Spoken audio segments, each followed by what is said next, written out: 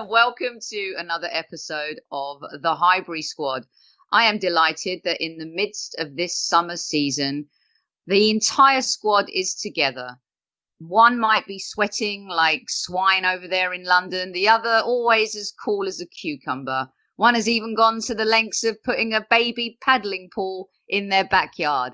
I bet I don't have to put a bet out for you guys to guess who or which Highbury Squad member I'm talking about. Amanda, welcome to the show, and how is your paddling pool? I'm absolutely schwitzing. Now that is Yiddish for sweating. I hate it. I can't stand it. I want to live in my paddling pool. My friend's got an overground pool. I was there Saturday. I can't get cool. Whatever I'm doing, 2-3 showers a day. I've got aircon at work, which is beautiful. But the minute you come out, I've got hours at home without it. I just hate it. As our friend of the show, Shirley, would say, does Amanda ever come up for air? It's just the intro, babe. Hold back. Right. I need to mention Shirley. I love Shirley. She's fantastic. And she is going to come on our pod, Kev, just because she's a United fan. Well, I haven't introduced Kev yet, really. Oh, Kev's on the pod. Yeah, Kev is on the pod. And I'm pretty sure that everyone knew that the cool as the cucumber customer is Super Kevin Campbell. In front of goal, he's cool. And on the phone, he's cool too. Welcome to the show, Super Kev. Oh, listen, it's a pleasure to join you ladies. You know what? Just listening to Princess Guna has made me laugh, man. I tell you, she's what is it, schwitzing or what that was? Wow, right. Brilliant. Kevin. It's like SCHV, schwitzing. It's Yiddish schwitzing, yeah. For sweating. Any Jewish person you meet, if you say I'm schwitzing, they'll love you forever because they'll think you know Yiddish. But you do, because I've taught you Platzing. It's all the same language. Yeah, but let me tell you, I get it. I'm beyond bloody schwitzing. I'm like, ugh. Do you know what I'm going to do? I'm going to personally have your better half. I'm going to buy a fan, but not one of those electric fans. No. You know, like in the old school days when they used to fan Cleopatra or Cersei on Game of Thrones. That's yes. Next time he decides to get you flowers, I'm going to say no. Get her a fan. Just don't make it a Tottenham one, please. Right. Well, that was quite the introduction. Welcome to the show, guys. How we know how Amanda is. Super Kev, all good and raring Sophie, to go. I didn't even say hello to you, Sophie. All right, because obviously someone wants to take over. So how are you, Sophie? Are you all right? I'm very well, thank you, Super Kev. I didn't even get to sing your song today because someone was Can I just say something? When we was on our last pod after the FA Cup one, which I have to say we've had about 1 billion views and so many good comments, and we love doing that. Then it was all unprofessional. Then you had Matt Spyro on with you and Kevin Chris, and it was also professionally done and beautiful, and I listened to it all. And now I've come on again, and it's all gone Pete Tong, hasn't it? It's all gone Pete, isn't it? It's all gone Pete. Listen, you need a splatter of professionalism and authenticity. You know, we like to have, it's like a Greek meze here at the Highbury Squad. We have a little bit of everything for everyone. You know, you start with your little pita bread. In fact, we might start calling it our Amanda bread, right? No, don't eat bread. Don't eat bread. Or Cato bread. Right, anyway, we digress, everybody. Let's get on with the show. We've got a lot to talk about, of course. There's never a dull moment in football. It's a 365-day-a-year business. And, of course, the business end is here, and it's a little bit weird. It's a little bit different. Transfer window is open. I believe, KC, you'll correct me, until October the 1st. Is it? That's right. It's open, It's open till October, All right, so before we came on the call, another Amandaism, she goes, I don't want to talk about transfers. I don't like talking about that stuff. Can we talk about something else? And Casey and I, well, it's quite important because that's pretty much all there is to talk about right now. So I'll start with Casey because it'll probably ignite a little fire under old PG, who is now actually Gigi on Twitter. Did you notice? Yeah, I've quietly changed from Princess Guna to my original Guna girl because I quite like Guna girl because I was the original. No, I wasn't. Oh my God, Kev. Do you think the frame in the door is big enough? I'm telling you, my goodness. What is happening? We are 5 minutes into the show and I have no idea what is going on. calls me PG. Everyone does. So I can't even get rid of my name. I've decided I don't want to be a princess anymore because I was never a princess anyway. So I changed it to Gooner Girl, and everyone still calls me PG. It's quite funny. But the attitude, Sophie, the attitude on it. Listen to it. I'm the original. I don't want to be called this no more. Tantrum.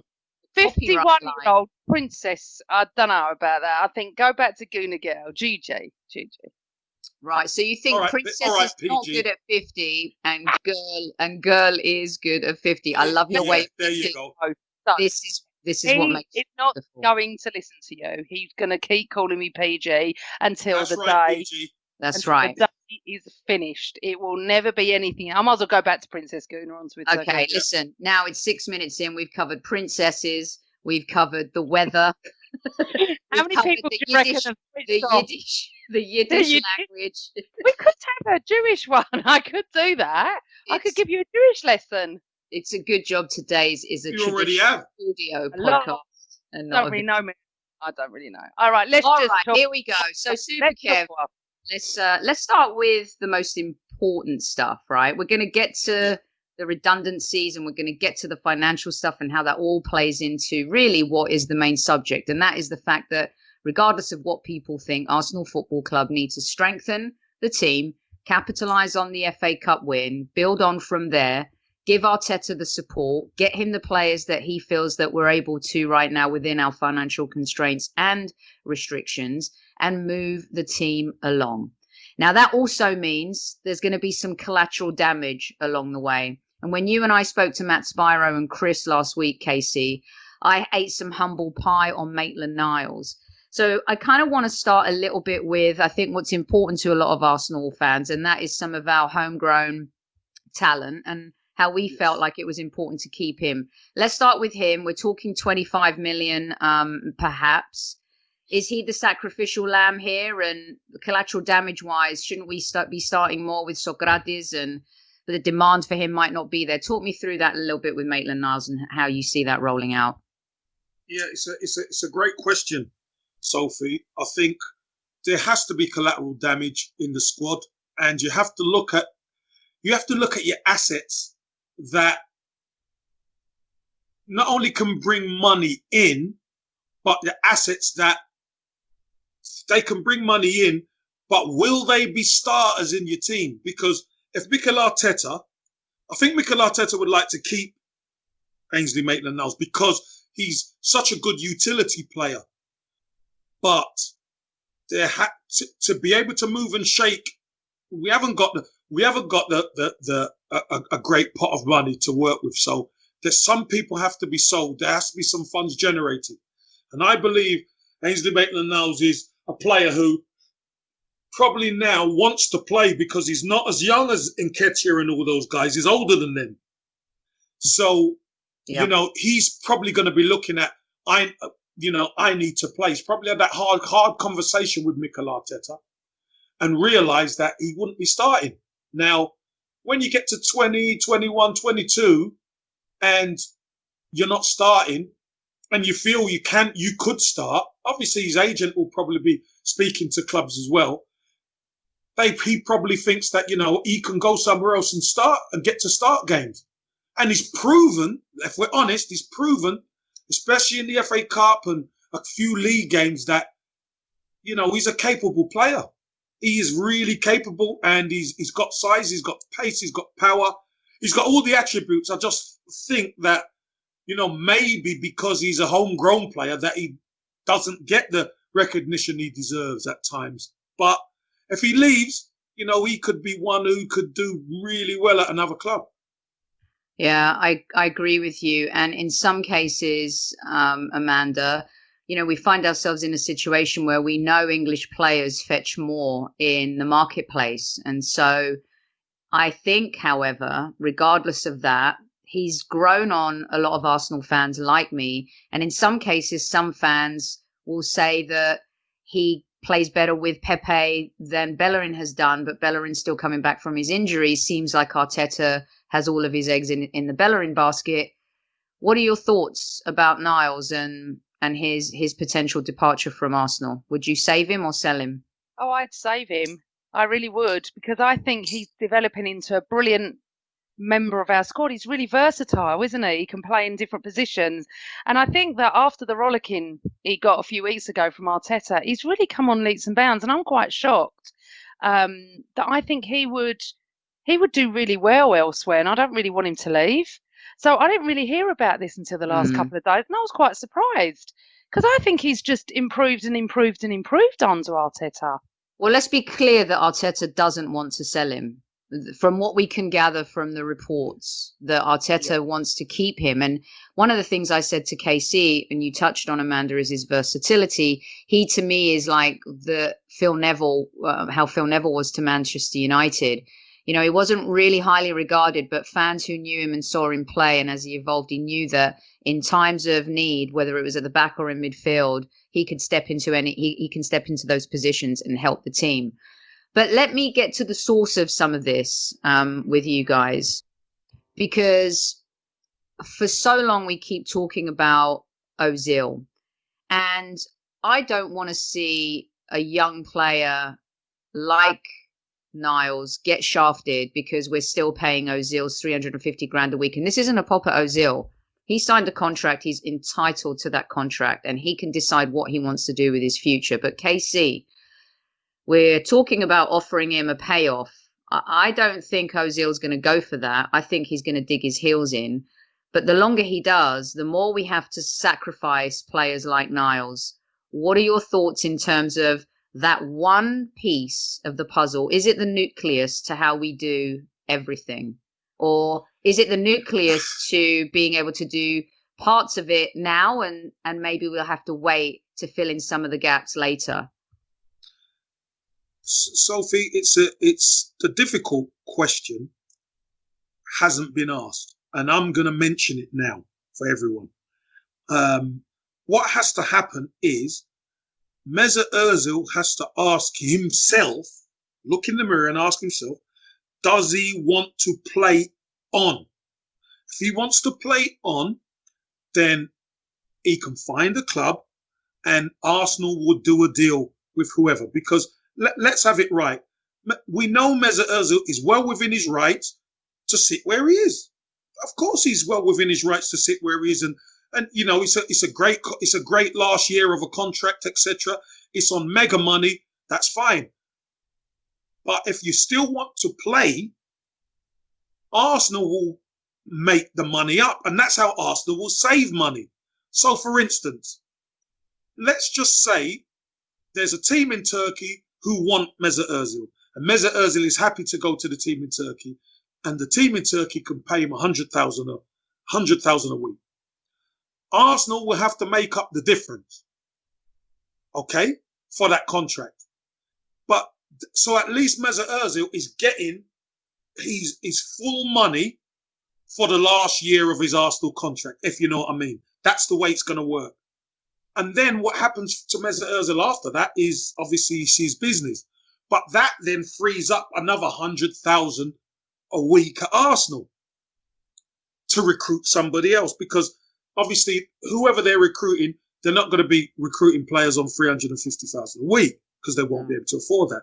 But it creates another gap where you can get another body in or another two bodies in, depending on, you know, who you're going for. So Arsenal have to box clever, but ultimately the decision rests with Mesut Ozil and what he wants to do. Because you know what, if he doesn't want to play, which will be a really sad situation for him as well as Arsenal Football Club, then he's leaving himself wide open for the wrath of the fans. Do you think, Amanda, a little bit like Gareth Bale, Ozil and Gareth Bale are just kind of using player power to dig their heels in and just collect the money? When was the last time that we really felt like Ozil wanted to play? The sooner this payoff happens, or, you know, can't fire him because then we'll have a lawsuit on our hands. But in order for Arteta to really move this team forward and get that new DNA rolling and that culture going in the right direction, we cannot start the new season with him in the squad. Yes or no? No. And as much as I love Ozil, and I do, the time has come. I mean, I'm not an idiot. I'm not going to hang on to something. He's obviously not part of Arteta's plan. That's fine. He's got to go. We've got to free that money up, and we may have to pay the contract off just to get him gone. Half of it, whatever. Looks like he wants to be in Turkey, which is fine. I don't know what happened because obviously Arteta and him played together and they seem to get on well. Don't know what happened. Well, PG, if you remember rightly, when Mikel Arteta first came to the club, he was talking Mesut Ozil up. Do you remember? He was saying, I know the player, I've played with him. Yeah, he's a wonderful player. Shocked. No, but don't be shocked. But he didn't play him. Hold on. Let me finish. He was playing him. Mm-hmm. But then, after the lockdown, we went into lockdown, and after the lockdown, now is the time where players have to earn it again, don't they? Yeah. Or they show their real character. Again. Yeah, that's where you got to earn it again. And obviously, Mesut Ozil didn't come in looking like he wanted it. That's the only thing I could see. Because when you've got a player of his ilk and his quality who doesn't want it, that's worse than a young player. But we haven't seen that desire, that talent for a long time. And really, for Arsenal to move into a new, how amazing would it be to start the new season where we're not having this conversation anymore, where we're not talking about Socrates, or we're not talking about, I think Mustafi may have won a few people over, but still, is that the right direction to go in? I don't think so. Kolasinac, all of these players that just haven't been good enough. We've got to get them out. And the less we sacrifice the youth that is good and that has the talent and that we know is going to have the ability to really, truly break into this team. We've been excited about Saka and Martinelli. I think Nketiah has still a bit to prove.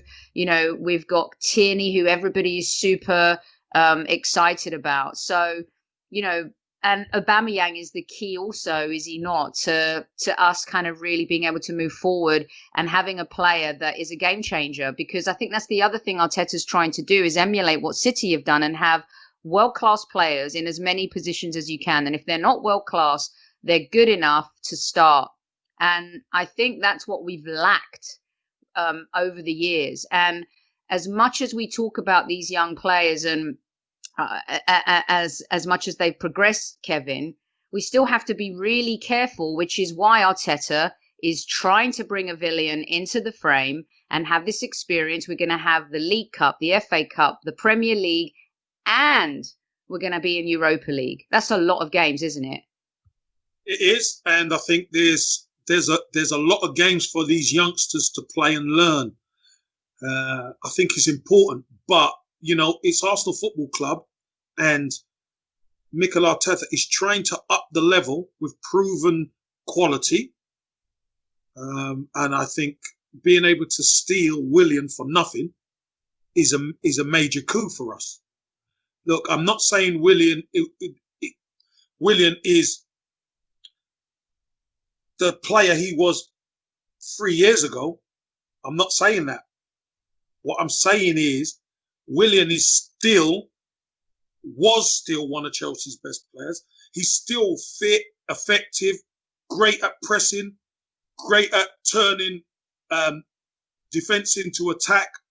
He will be a massive plus for this squad. And imagine what he could teach the likes of Reece Nelson. I think there's a transition. Players, Arteta has to sign players who can help these youngsters really develop into the players that their talent deserves. And it just don't come overnight. You need a squad who's willing to help them. And I think William's another piece of the jigsaw for that. Well, somebody who's been very vocal about this deal, and this deal not being in the best interest of Arsenal, is our next guest on the Highbury squad. He's a columnist at the Daily Mirror. He also writes for CNN, Premier League correspondent for Fox Sports, and you can hear him quite often on TalkSport welcome to the show, The Mirror's Darren Lewis. Right, now, Super Kev and Amanda, I'm going to ask you to be on your best behaviour, because I know that the three of us aren't particularly pleased with Mr. Lewis. And as you know, I love Darren's work, and I'm maybe, I don't know if I'm one of the few gooners that actually likes Darren's work. But Darren, you've been very, very critical of this Willian deal, and KC was just kind of leading into it, and you guys went at it a little bit on Twitter the other day.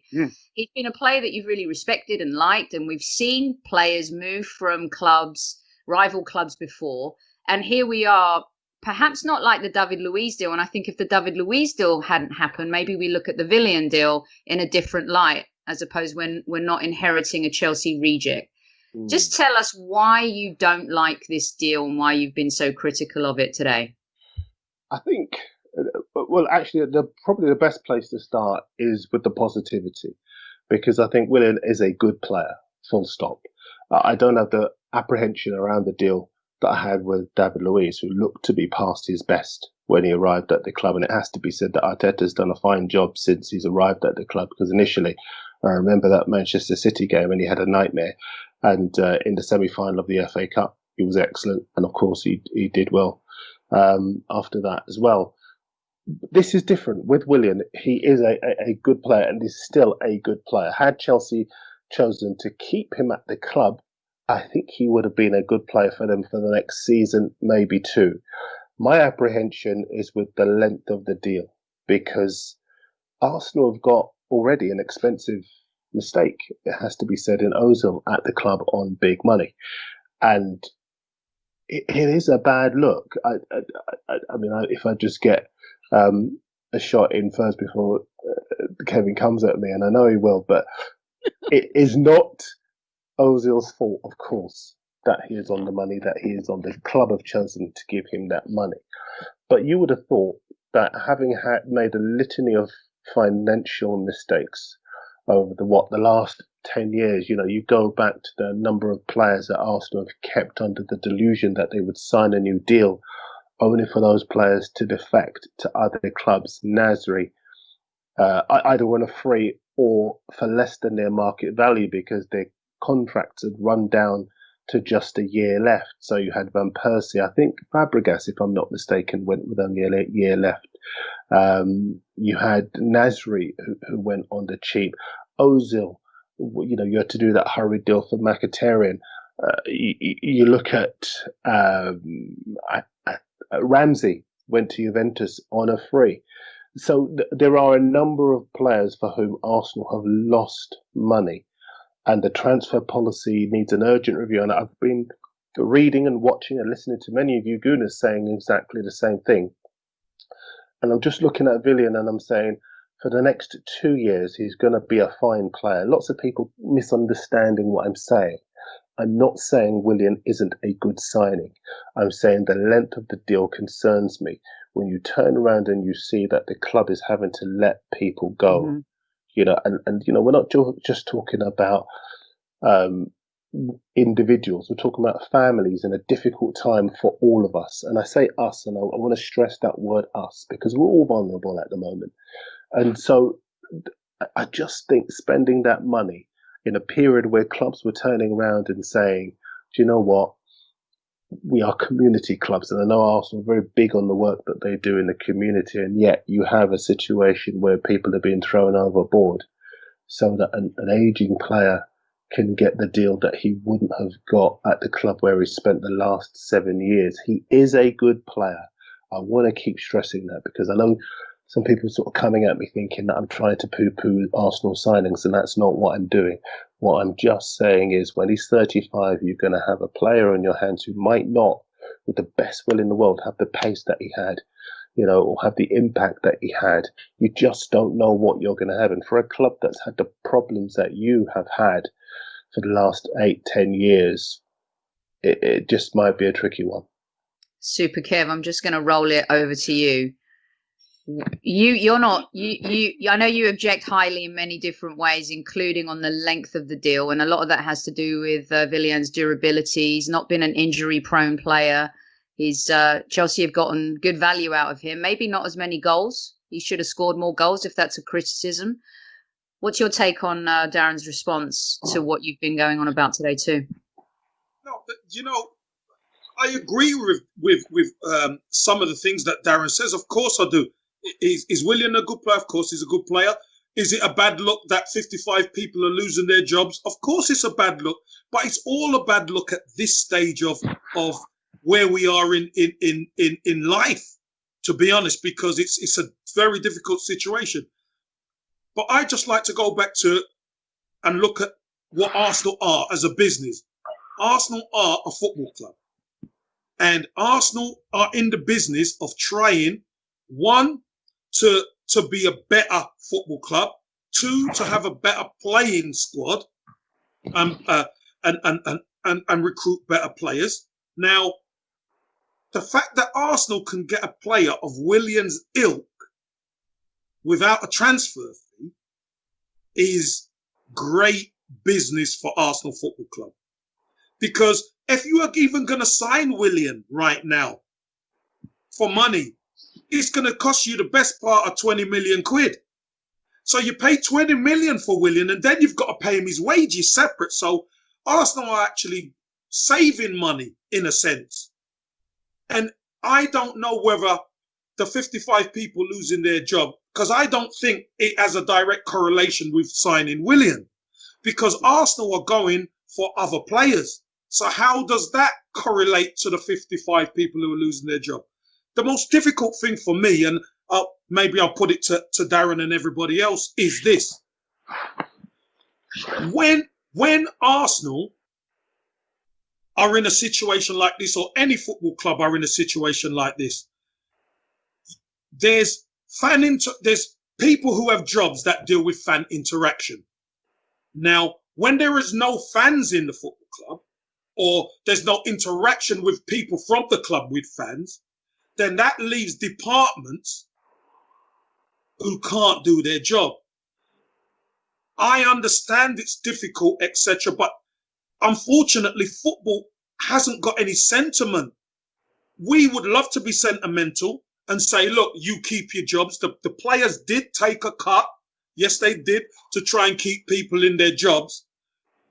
But the issue, I think, and I'll put this to everybody, is how can you employ people for a job that isn't there anymore, and you don't even know how long it's going to be? Because we don't know when the fans are going to be allowed back in the football club. We don't know when this department are going to be able to actually do their job that they're paid to do.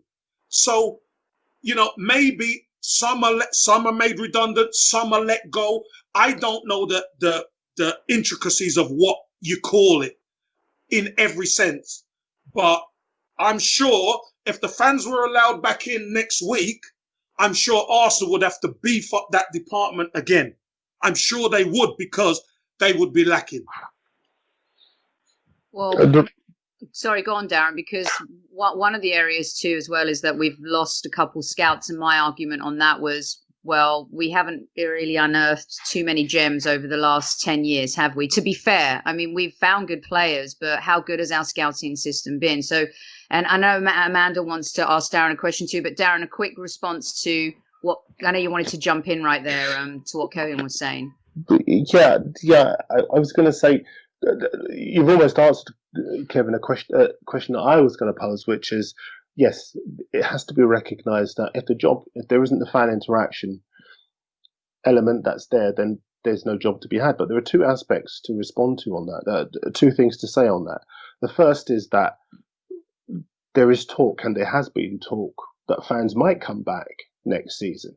Obviously, second spike pending, and we don't know whether or not that's going to happen, but certainly the conversations are being had. What happens if fans are allowed back? What are you going to do? Re-employ those staff, or will those staff go and see if they can, as you have to live, you have to see what else you can do? Will those staff go elsewhere? And the second thing is, other clubs have made commitments to their staff through this difficult period. Arsenal, with some of the most expensive season tickets in the Premier League, if not the most expensive, they are not a club that don't have money. You have a multi-billionaire as an owner. it's difficult for Arsenal as a football club to be pleading poverty in a situation like this. You've just won the FA Cup. You've just banked the money from getting into Europe for, what is it, the 25th, 26th season? Arsenal are not a club that don't have money. If you're talking about Burnley or a club like that, I'd say, yeah, fair enough. But Arsenal have money. And listen, you're absolutely right. And you made the point on social, and and I accepted, it's not the players' fault. As a football club, you have to keep going. You have to keep striving to do what you can. I don't accept that Willian would have cost the best part of £20 million. He's 32 years of age. I mean, even David Luiz, I think David Luiz was the same age and he went for £8 million. And so I think he'd probably go for less than half that if he had a year left, for example, on his contract. But at the same time, I do, as I said before, he is a good player. And for 2 years, you'd probably get, quite a lot, which is what Chelsea wanted to give him. And I think it's important for people not to kind of take it as an attack. What I'm trying to assess is the fact that these are difficult times, regardless of the football club, of what football club you support, regardless of what your allegiances are. These are difficult times for us all. And I'm just saying that in the current climate, the timing of this and the whole thing is just a very difficult look for the club. Can I just say something, Darren? Sure. I read a really interesting blog on the weekend, just by an Arsenal fan, and for me, it hits the nail on the head. The business has all different facets to it. If there isn't any work for the people they've made unemployed, unfortunately, unemployed, then there isn't any work. We know that on a match day, it's completely different to when they're playing behind closed doors. Plus, that companies make big changes. I work in a big company, changes are made. Yeah. To then compare it to the playing side, you can't. And I know what you're saying. I understand how it looks, because when Liverpool were going to furlough their staff, which is completely different to this, I have to add, there was uproar, and rightly so, okay, because the government shouldn't be paying for staff at Liverpool when Liverpool fully well can pay. That's how I see it. Obviously, Liverpool changed their mind, and great, they realised. So with regards to Willian and the transfers, to make the business work, we have to bring transfers in. We have to start competing. Yeah. My argument with you about Willian, okay, is I work with a Chelsea fan, very knowledgeable, but one of the ones you can talk to, a fan you can talk to. And he said to me, I played in your clip on TalkSport or wherever it was, we were listening to it. This morning. Yeah, we played it. And I said to him, what do you think? To be fair, I don't know. I know he's a great player. I knew he was a good player. I said, how would Chelsea fans feel? He said, Chelsea fans will be very upset he's leaving. He is a great player. Now, I know your argument is he's 32. He'll be 35 by the time that contract runs out. Doesn't mean he can't do a job for us. And to be fair, Darren, to compare him to David Luiz is a little bit of an insult. So when you said Luiz went for 8 million, I think Willian would go for a little bit more. But I think that you're making a slight mistake in solutions. I'm not comparing him to David Luiz in terms of quality. No, I'm comparing him to David Luiz in terms of they are a similar age. And when you're over 30, you don't tend to go for a lot of money. When you're 32, certainly not. He would go for, I think, £8-10 million. I couldn't see a situation where he would go for 20. Okay, I understand that the age thing is a big thing, isn't it? And Arsenal normally only do 1 or 2 year contracts, and that's slightly changed with this.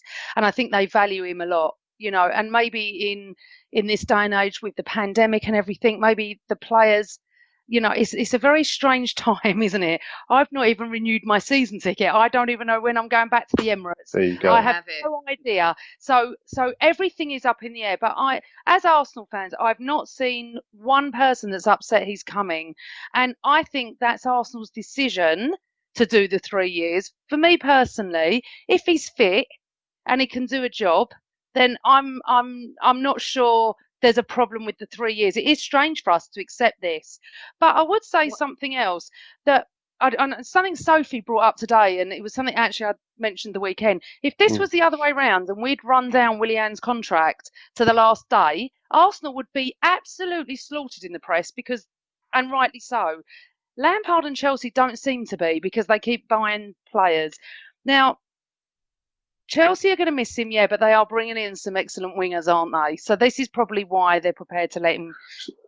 But could you just explain what you mean by that? Arsenal would get slaughtered in the press. Why? We'd get slaughtered in the press because, well, it's by For the another fans. player running, For another player another that's player run running down his the contract. contract, down. Because and we have keep not making the told same him. mistake over and do it. over. It's something that we do that every Arsenal fan hates. It's not that we're protecting them. But I Darren, was going to say, aren't you answering your own question as to why Arsenal would get slaughtered in the press? I think Amanda wants to know why. Hold on, Amanda. Chelsea, bro. I think Amanda also is saying, and it seems to be, and maybe Darren, you can help answer her question. Amanda, correct me if I'm wrong, is why do we get slaughtered in the press? It seems like we're a bit of a dartboard because of the mistakes we've made in the past, so people aren't as forgiving when deals like this happen. I think that's... Yeah, go on. I think Arsenal should get slaughtered. I'm sorry. I don't think they should allow players to run their contracts, because it becomes the player in charge. You know, many a time I've said, if a player doesn't want to play for Arsenal, doesn't want to sign, with a year to go, sell him. A year and a half if he doesn't want to sign. It's very hard. Obviously, we're all desperate. Every single Arsenal fan wants Aubameyang to sign and stay. But if the player doesn't want to play for this club, no one is bigger than the football club. Yeah. Any club. This is any club. I know everyone has their value as well. Right. But the point is, we would have got slaughtered and Chelsea haven't. So where Sophie's saying about the dartboard, it's true. I do feel Arsenal do get slaughtered for things other clubs do it goes past quietly, if you understand what I mean. I do. I mean, look, there's two things to bear in mind. I think as far as Arsenal concerned, you know, listen, I know a lot of fans would love to have this pantomime idea that journalists, myself included, batter them at every opportunity. But actually, I remember writing my match report after the FA Cup semi-final. And I remember writing about the fact that regardless of whether Arteta won the FA Cup, obviously he went on to do it, but regardless of whether he'd won the FA Cup, you could already see the building blocks of something very special taking shape at Arsenal. Not just because of the results that he was able to get, but because of the treatment of Ozil and Guendouzi. Very decisive, very ruthless. You're either on board with what I'm trying to do, otherwise you're out.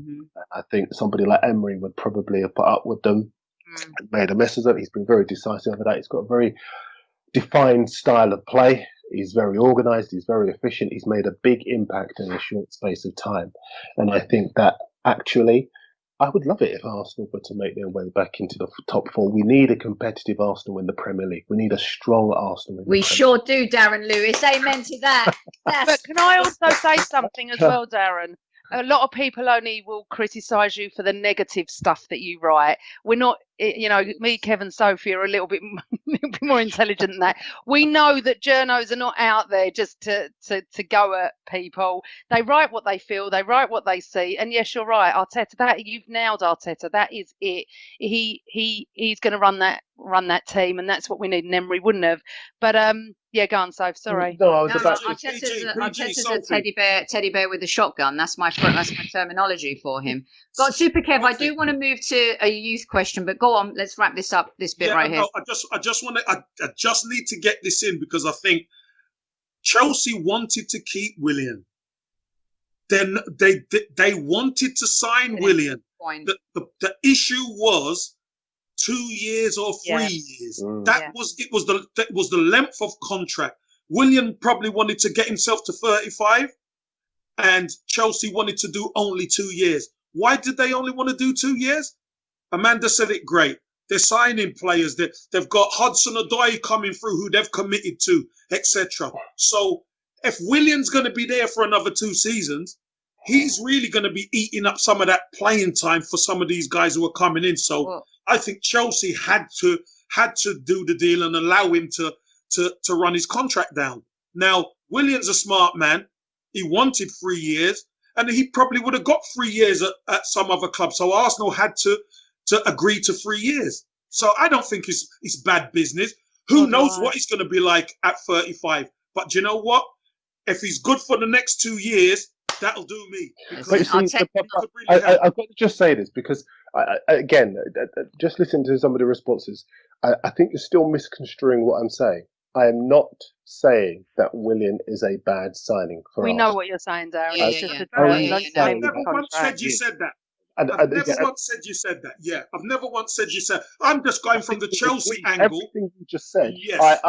is exactly what I would say. All I'm saying is that for Arsenal, it's different. And just to answer, I can't remember who said it, but you know, the reason why Arsenal would get the stick and Chelsea wouldn't is because Chelsea don't have a record of allowing players to run their contracts down or selling players for less than their market value. In fact, with Marina Granovskaya at Chelsea, it's quite the opposite. With the very, you know, she's going to have to do some work to get over Kepa because Kepa couldn't save a Word document, as I always say. But as far as the rest of the surgeons, so to be fair, I've used that gag before, but that's a good one. That's a good one. But as far as the other players are concerned, she sells big. You know, she gets good value for the players that she sells. Whereas if you look at Arsenal, for the outstanding talent that you've had, good servants at the football club, they keep time and again being allowed to run their contracts down. For a club the size of Arsenal, that's remarkable. I see guys like Arsblog and The Grove and so many of you astute guys making these points on social media, and you think I'm anti-Arsenal. I agree with everything that you guys are saying. I think it's just on this issue where we're a little bit all right, but even there, I think we're pretty close to agreeing than not. Yeah. And also to be fair, and I'm not defending Kroenke in any way at all, but you know, he is a multi-billionaire, but also I live here in LA and currently he's got a $6 billion stadium that's just sitting there doing absolutely nothing, no NFL games, concerts booked all year, Super Bowl the following year. I mean, and also he owns the Colorado Rapids, you know, the Avalanche, the Denver Nuggets, who are playing in a bubble right now in Florida. So I get that there's going to be some tough decisions made along the way. You know, I have a friend who works for BA, has done for the last 30 years, was forced to take a redundancy or a 50% pay cut. So it's a really tricky time. And so that moves me swiftly into how we navigate around the financial challenges that we're facing, because we can't go out and buy Timo Werner. We can't go out and buy Kai Havertz or Jordan Sancho, but we can find little gems like Martinelli, and we can have that, you know, development of some of our younger players that we're super excited about. And one of the comments that you had made, Darren, and again, it's just an observation because you talked about Chelsea and Tottenham using youth. And I felt like we've used youth as well, especially since Arteta's come into play. We won a trophy. We've got Saka, Martinelli, and Nketiah, Willock, Reece Nelson. Whether any of those stays, I know Balogun right now might be heading to Brentford. There's even some interest from Liverpool for him. Smith Rowe had a fantastic loan deal with Huddersfield Town. With Arsenal versus Spurs, and I don't want to make this Arsenal versus Spurs, but I would say at this point, would you agree that our youth is a little bit more exciting and that maybe we do have a little bit more to work with? And if we can find those good deals for a Thomas Partey or a Gabriel with the Willian deal, I'm not saying we're going to win the league next season, but surely we could be challenging back for a Champions League place, no? And I really want your take on that youth, because the comparison to Tottenham and Chelsea, that was key for me there. Yeah, in a word, yes. I think that you were in a stronger position. I got asked this a couple of weeks ago, and I mean, I like Pepe on the right side. He cost a lot of money, but there are games where he's really shown why the club have invested in him. I think Bukayo Saka is one of the best young players that I've seen for many years in the Premier League, full stop. He's versatile. His attitude is fantastic. He can play. He's versatile, and I think as far as his potential is concerned, he can go right to the very top, and you can see why Nigeria are trying to take him, as well as him playing for England, because he needs to be playing international football, full stop. But I think if you look all around the side, Reece Nelson benefited from his time at Hoffenheim, and he looks to be doing well. I remember even now that the praise that Zinedine Zidane heaped on Joe Willock after seeing him play in pre-season a couple of years ago. I think Arsenal as a club, not only do they have good young players that you can see a really bright future for, but they've got a good guy to harness that talent in Arteta. Because I think, and I'm sure you would agree, for a little while, the attitudes had been allowed to slip at Arsenal. 100%. And I think that's a big reason why some of the talented players were not allowed to fulfill their, or were able to fulfill their potential. They certainly were allowed to, but they just didn't really have the right ethos at the club. And I think Arteta is going to change that with his discipline. I think he's sent out a real message with his treatment, in particular of Guendouzi, because I know in France they were talking about him as one of the big talents of the future, and perhaps that went to his head. But I think he's now made it very clear to the younger players that regardless of what you've done at the lower levels, when you get into the first team, your attitude has to be right. And even before you get to the first team, your attitude has to be right. And that's a big reason why, regardless of who you sign, it's about having the right man in charge to be able to put everything together and then glue it up with the right attitude. And I think that's what Arteta's doing. So if you're asking me, at this stage, I think that Tottenham had a big chance of building on reaching the Champions League final and staying in the Premier League for as long as they did. But yeah, I did a podcast on Spurs the other day, and I said they've got a few problems.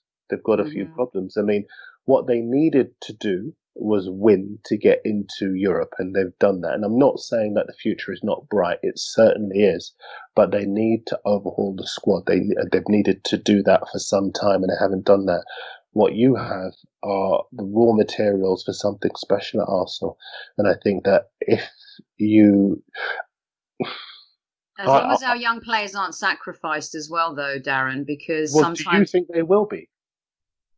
I'm worried about Martinelli a little bit because, and I don't know if the guys agree with me, he got injured, right?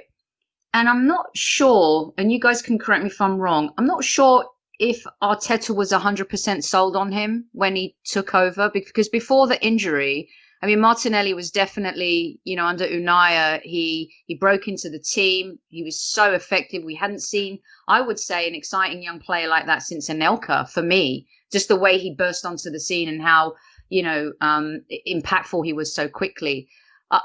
That's the one I worry about, because I think Saka's got that homegrown advantage, played a lot more this season. I just worry for someone like Martinelli, Casey, and I don't want to sacrifice. How quickly can we get Ozil off the wage bill so maybe we don't have to sell Maitland-Niles?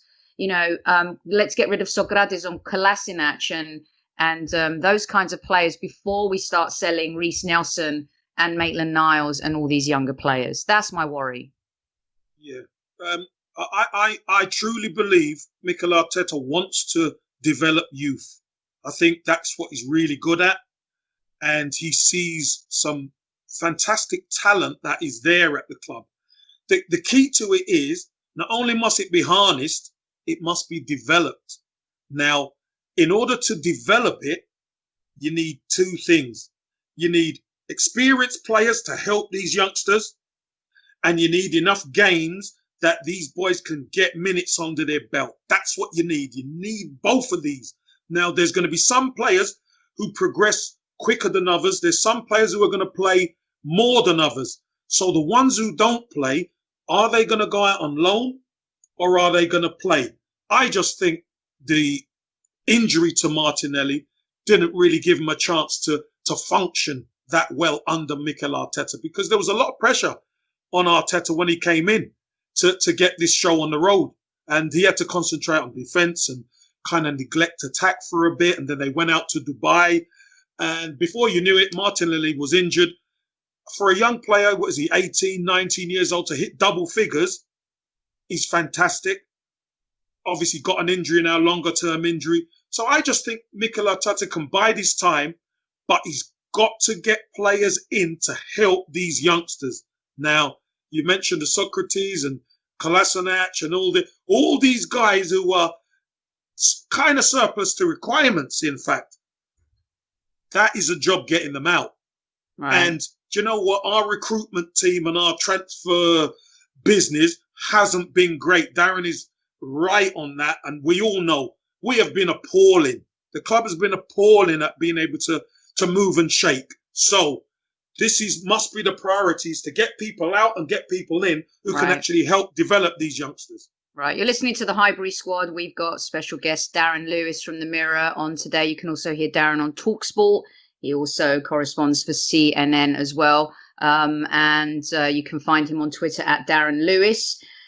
We've got Darren for 10 more minutes. Mirror Darren, at Mirror Darren. Darren. Sorry, Mirror Darren, you're right. You are correct. You know your address. And Matt, I know we only got Darren for 10 more minutes. He's been very generous with his time. I know there's a big game on tonight as well. I call Europa League games big games personally. Amanda, we got a freestyle for about 10 minutes. We can ask Darren whatever we want. Doesn't have to be Arsenal related. I know you wanted to touch on something Liverpool related with him. Yeah, just wondered, Darren, how you're a Liverpool fan and why.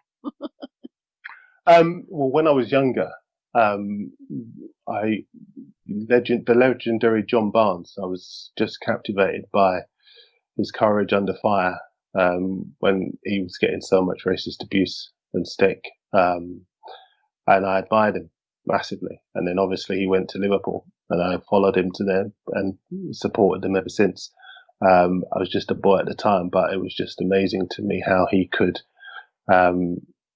perform to such a high level in such a difficult time as we now. No, I don't need to go into all of that. He was such a baller. Absolutely, he was just a legend, and Yeah. I think, it's very simple. I was going to lie and say that I was born in Bootle, but To be honest, Darren, I've been to Liverpool quite a few times, and I'd probably guess you weren't born in Bootle. I could even work that one out for myself. John Barnes did make one of the biggest mistakes in the Anfield '89 game, but we won't talk about that. But you did touch on something in OKC. This is a question that we wanted to definitely get Darren out on, and one of the reasons I wanted on the show was I just think he's championed the racism cause better than any journalist in the UK. He was willing to do it at a time when a lot of people were shying away from it, especially when England came under fire in their qualifying matches. There was Raheem Sterling, and now we're seeing some disgraceful behaviour at the BBC. And I want to just kind of hear from both of you. Amanda and I, I'm a gay woman who's been trying to have a voice in football for many years and have had to overcome some adversity. Amanda, growing up being Jewish has not really been easy. But being a black man in England or America is definitely something that has been a huge challenge. And Kevin, playing the game, has been at the hands of racist abuse. And so here we are finding ourselves where we feel like we're making so much progress, but yet something like that happens at the BBC again the other day, and we feel like we take 10 steps backwards. I'm just going to leave it to you first, KC, and I know that you've had a lot of respect for Darren's work as well on this subject matter. Yeah, 100%. I think, hearing and seeing what Darren does in the press, because it's a powerful position, whether anybody likes it or not. It's a powerful position to be able to influence people with words that you write and say and your thoughts. And I think there's been no better person than Darren to champion the cause, to be honest with you. When I look at what's going on, I'm not surprised. I was one of these guys who always said, I always look at the actions. The actions always speak louder than the words. We hear all this, chat and rhetoric about, we'll support you and we'll do this and we'll do that. But when it comes down the line, it never is the way they say it's going to be. So does it surprise me? No, it doesn't. Do I want change? I've wanted change all my life. I'm 50 now, and I've been through the football. I've been through the game. I've got a son in the game now. I've got 2 boys in the game. Do I want change? Of course I want change. Will change happen? I'm not going to hold my breath. But the key is the awareness that everybody has now to what's going on. And I'm sure Darren could be more eloquent about the way he explains this. What we need, Darren, what we want and what we need is dialogue. We need a plan, and we need to stick to the plan. We need people at the top who want to help. That's the key. We need white people at the top who want to help, because they are the people in power. And if we don't get that, it's just us talking again and again and again. That's simple as that. What's your thoughts, Darren? Well, before I give my thoughts, can I just ask you a further question? Because you played with Righty, who was never. I know that there is this. I always say there is this misconception that this current generation have basically said enough is enough. But players like Righty, yourself, Jason Roberts, Dean Sturridge, Les, and MP Les, you guys, Les, yeah. Andy Cole, you guys, when it wasn't fashionable, as the ladies were saying, when it was braver to stand up back then, they stood up. You stood up. Do you think, was there a fair among black players about talking about racism back then? No, I don't think there was, Darren, because we were all fighting in the same boat. We were all together. And we knew we'd all been through our trials and tribulations with racism, because you were getting it up and down the country back then. So to talk about it and discuss it, we discussed it amongst ourselves whenever we saw each other. We knew even a nod to each other, that nod would know, I know what you're going through, bruv. You know what I mean? I understand it. So we knew we were a collective. And this is why these youngsters now, the Raheem Sterlings, have been so powerful, because there was no social media back then, Darren. We didn't have social media to impact people. But now, the way Raheem Sterling and some of these guys are, Rashford and all these guys are using their status is fantastic and amazing. I would just add to that, because I think so I've done the job for 20 years, and in the first 10 years, it was difficult, because a lot of the things that I've seen over the last 10 years were happening in those first 10 years and clearly before then as well. But as you rightly say, Casey, there was no social media, so people didn't know about it. It was a player's word against the club, a player's word against another footballer, a player's word against the fans. And ultimately, the players weren't listened to.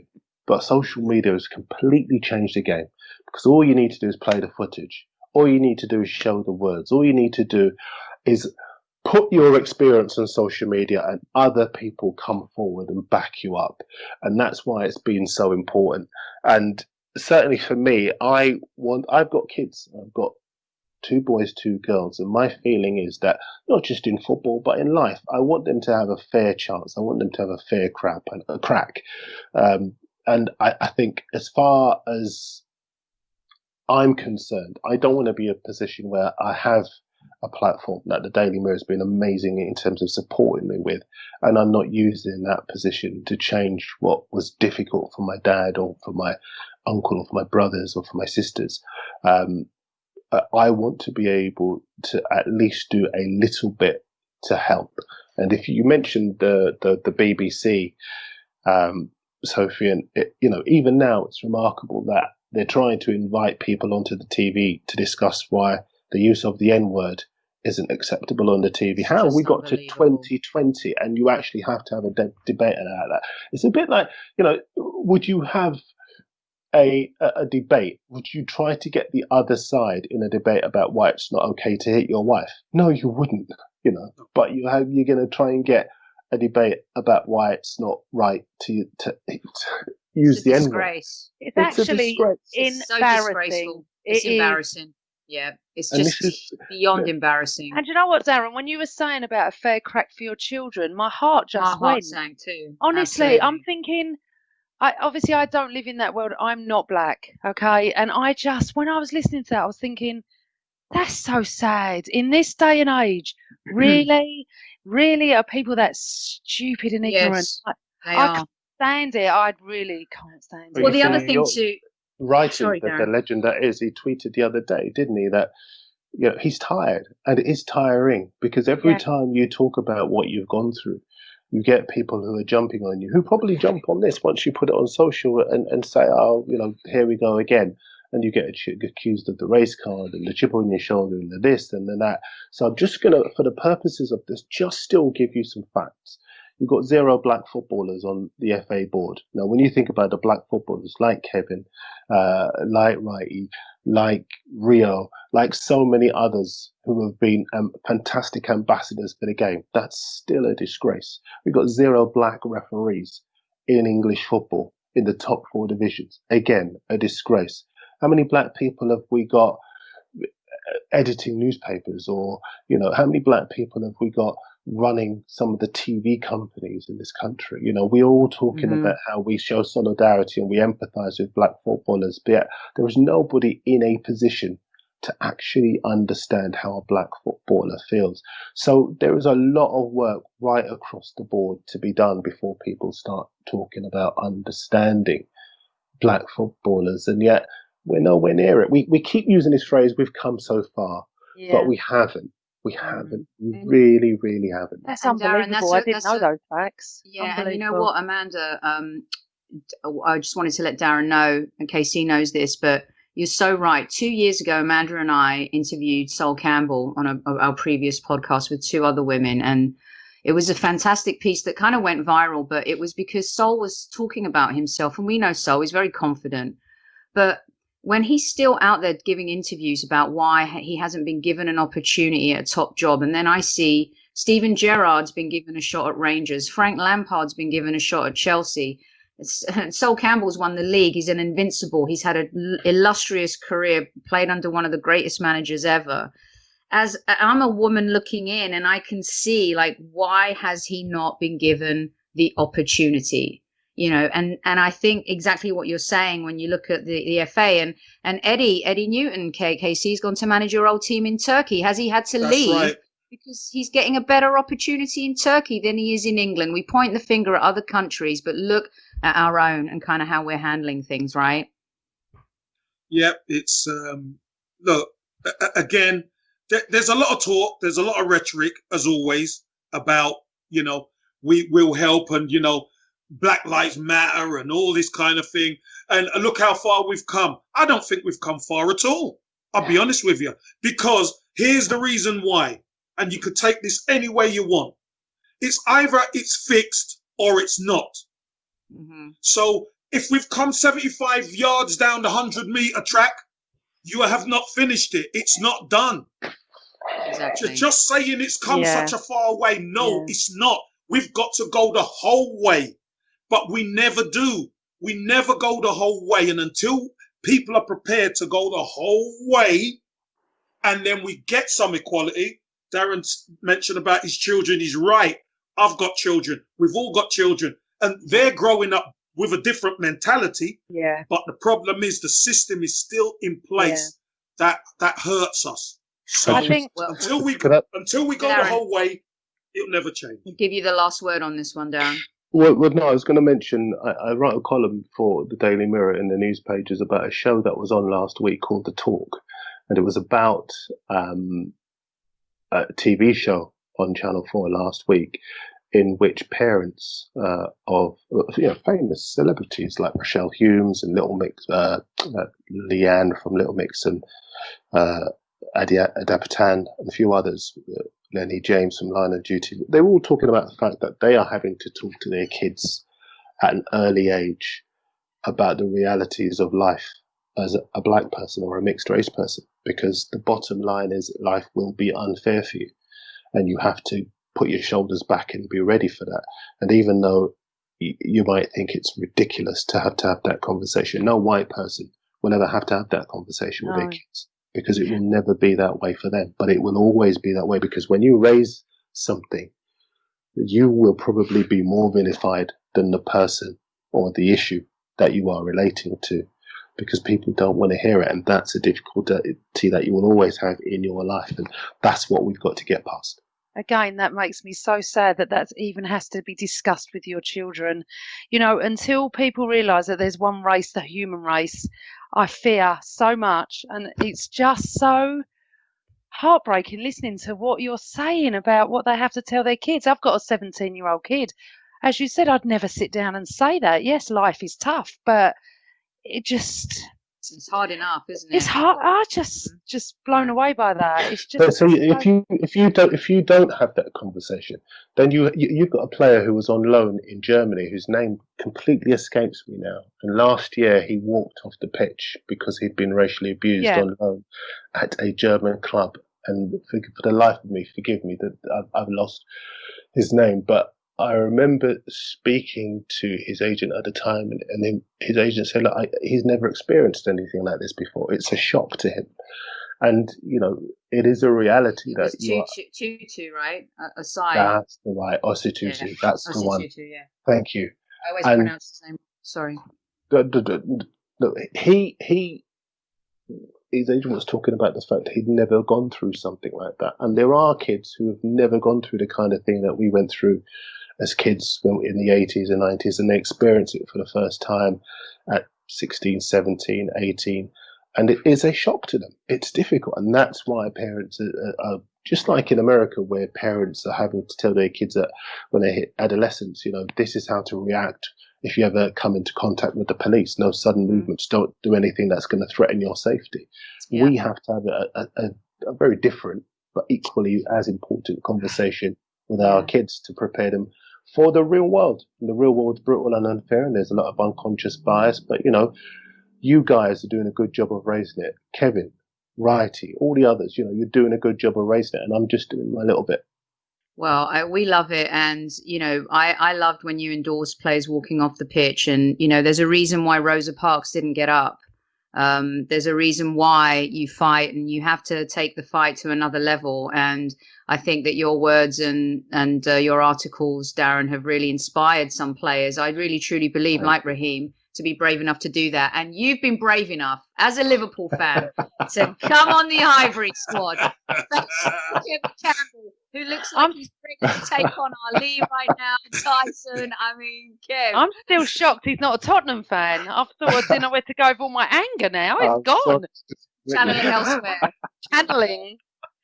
Darren, thank you. Top man for coming on, Darren. Appreciate it. So pleased. And Darren, will you come on again when you've got a bit more time? Absolutely, I will. 100%. I really will. No problem at all. Thank you so much. Cheers, Darren. Thanks, boss. Thank you. Bye. Bye. Awesome. Amazing stuff there, you guys, from Darren Lewis from the Mirror.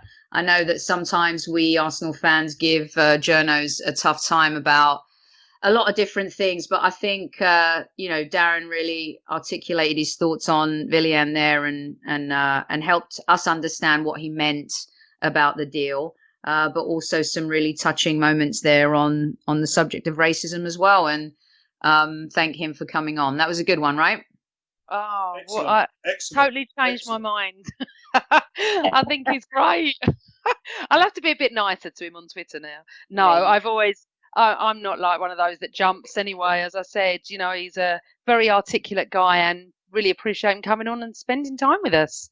We love it. Now, I think we've said it all, unless there's something else you guys have to say of any relevance or important at this juncture. We are going to be back at some point, either later this week, next week, but we're definitely going to be doing something every week here on the Highbury Squad throughout the summer. We've got a couple specials sandwiched in between. We've got Jordan Jarrett Bryant from Channel 4 coming on, and we have a very special guest that's going to be on our show in the next couple weeks. And when I say special, it's so special that I just can't. Special. It's extra special. No, I know about this. Oh my God. Yes, Kevin. You do.